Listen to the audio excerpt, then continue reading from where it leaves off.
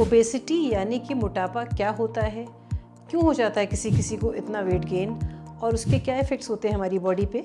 आज इस सब्जेक्ट को मैंने आपके लिए चुना है क्योंकि ओबेसिटी बहुत ज़्यादा कॉमन हो गई है हमारे आसपास, हमारी फैमिलीज़ में और हमारे पेशेंट्स में। ओबेसिटी के बहुत सारे हार्मफुल इफ़ेक्ट्स हैं। क्यों होता है किसी किसी को बहुत ज़्यादा मोटापा? ओबेसिटी मतलब कि मोटापा हो जाना आजकल बहुत कॉमनली देखा जा रहा है। ऐसा क्या है जिसके कारण कुछ लोगों को मोटापा बहुत ज़्यादा हो जाता है? क्यों डॉक्टर्स आपको मोटापा बढ़ने से रोकते हैं? क्या लॉन्ग टर्म इफ़ेक्ट्स हैं आपकी बॉडी पर इसके? ये सभी समझने के लिए मैंने ये वीडियो बनाया है।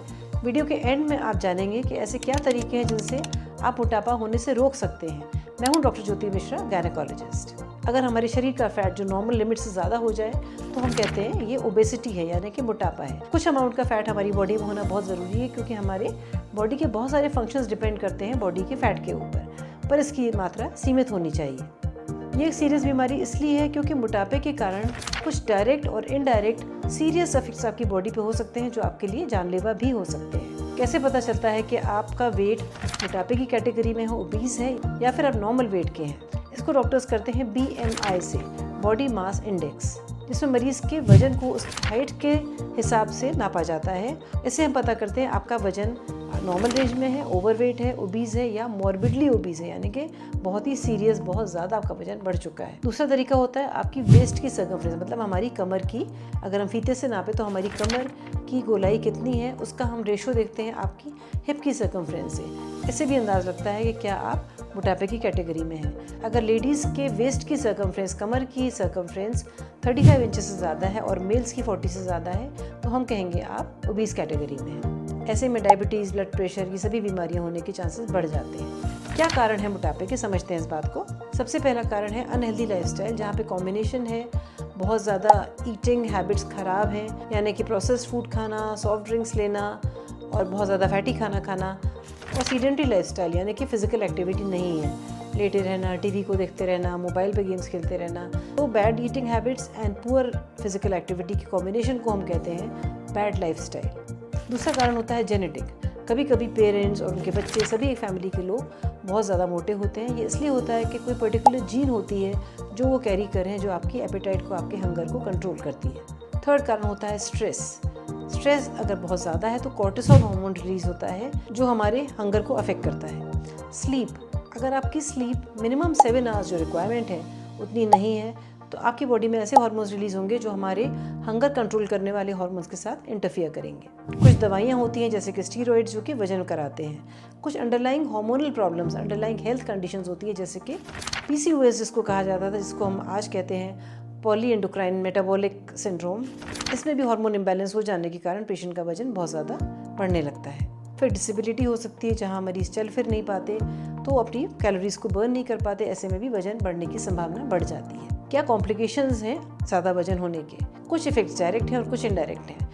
इससे कंडीशन होती है, इसको कहते हैं मेटाबॉलिक सिंड्रोम। इन मरीजों को हाई रिस्क हो जाती है डायबिटीज़ डेवलप करने का। ओबेसिटी का, मोटापे का आपके शरीर पर क्या इफेक्ट पड़ता है, क्या कॉम्प्लिकेशंस हो सकते हैं? जब आपकी बॉडी में एक्सेसिव फैट एक्यूमुलेट होने लगता है, मेटाबॉलिक डिस्टर्बेंस कराता है, इन्फ्लेमेशन कराता है, जिससे आपकी बॉडी में इंसुलिन रेजिस्टेंस हो सकती है जो कारण बन सकती है डायबिटीज़ का, ब्लड प्रेशर का।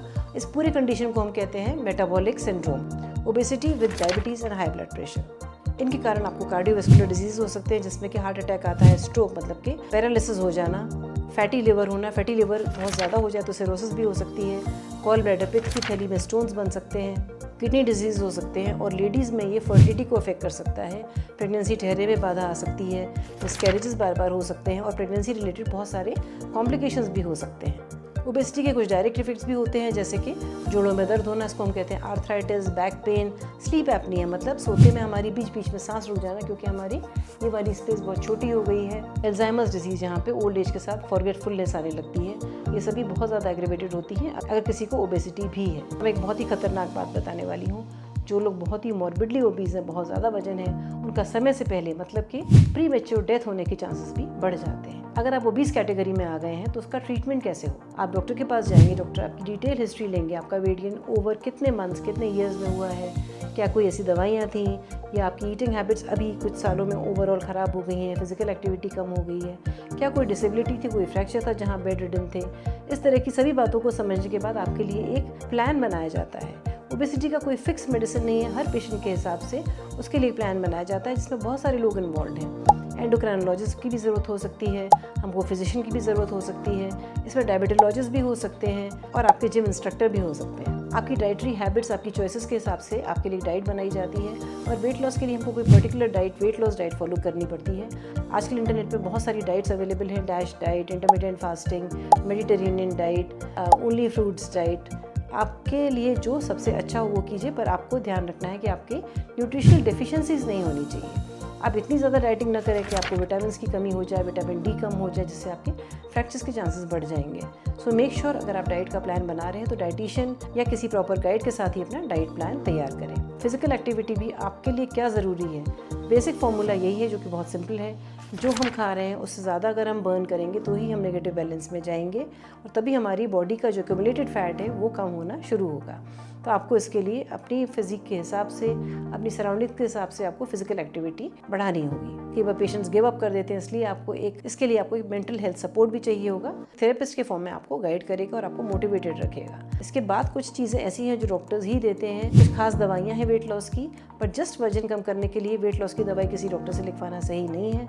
इसके लिए आपको स्पेशलिस्ट के पास जाना चाहिए और आपकी और एसोसिएटेड बीमारियों को देखते हुए आपके लिए क्या दवा सही है और उसकी ज़रूरत है भी या नहीं, वो आपको डॉक्टर बताएंगे।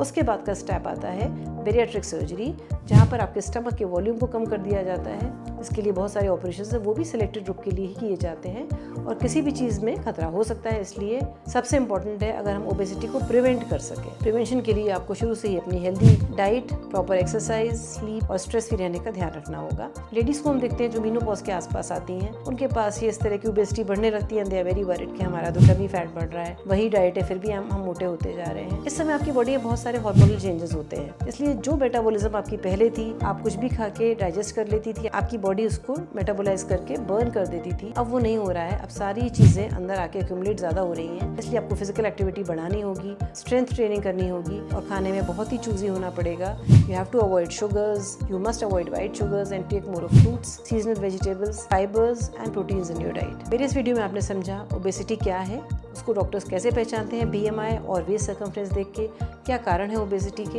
इसमें बहुत सारे कारण ऐसे हैं जो आपके अपने कंट्रोल में हैं और आप उसको ईजिली रेक्टिफाई कर सकते हैं। ओबेसिटी के क्या क्या नुकसान, क्या क्या कॉम्प्लिकेशंस हो सकते हैं और डॉक्टर्स उसको कैसे ट्रीट करते हैं। आपका अपना अप्रोच क्या होगा, स्टे मोटिवेटेड। अगर आप ओबीस कैटेगरी में आ गए हैं तो आपको याद रखना चाहिए slow and steady wins the race. आप अगर 5% भी वेट लॉस करेंगे तो आपकी ओवरऑल लॉन्गेविटी के लिए, आपकी हेल्थ के लिए बहुत ही फायदेमंद है। अनरियलिस्टिक गोल्स ना रखें, जो आपके लिए अचीवेबल हैं उसी तरह के गोल्स रखें और अपने गोल्स पर अडिग रहें। अगर मेरा वीडियो आपको पसंद आया तो उसको अपने फ्रेंड्स के साथ लाइक और शेयर करें और मेरे चैनल को सब्सक्राइब करें। Thank you for watching, take care.